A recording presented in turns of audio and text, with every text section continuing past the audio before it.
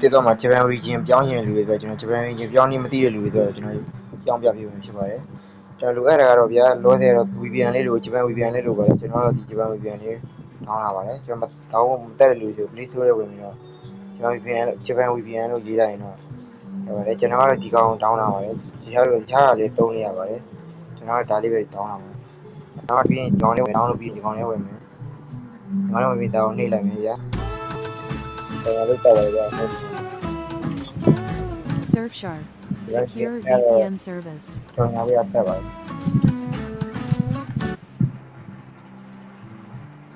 ကျွန်တော်နှိပ်လိုက်ပြီဆိုတော့ VPN တက်ပါပြီဗျာကျွန်တော်ကနှိပ်ပြီးတော့ကြော်ညာပြီးကြည့်တယ်ကြည့်ပြီး VPN တက်ပြီကျွန်တော် TikTok ထဲဝင်မယ်ဗျာ TikTok ထဲဝင်ပြီဆိုရင်ကျွန်တော်အခု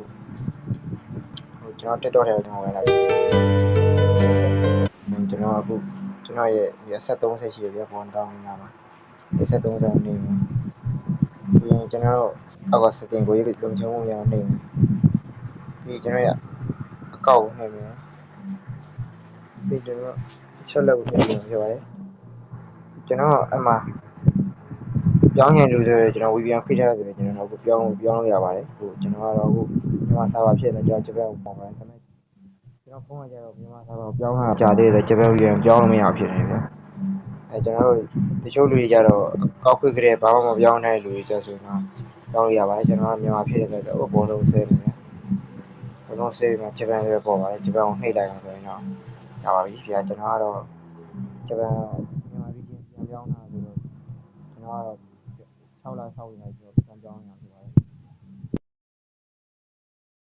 ကျွန်တော် subscribe လုပ်ထားပေးပါကျွန်တော်အခုဒီလိုဗီဒီယိုတွေကျွန်တော်များများတင်နေမှာဖြစ်ပါတယ်တစ်နေ့မဟုတ်တစ်ပုတ်နှစ်ပုတ်နော်ကျွန်တော် channel ဟိုရောက်ကြည့်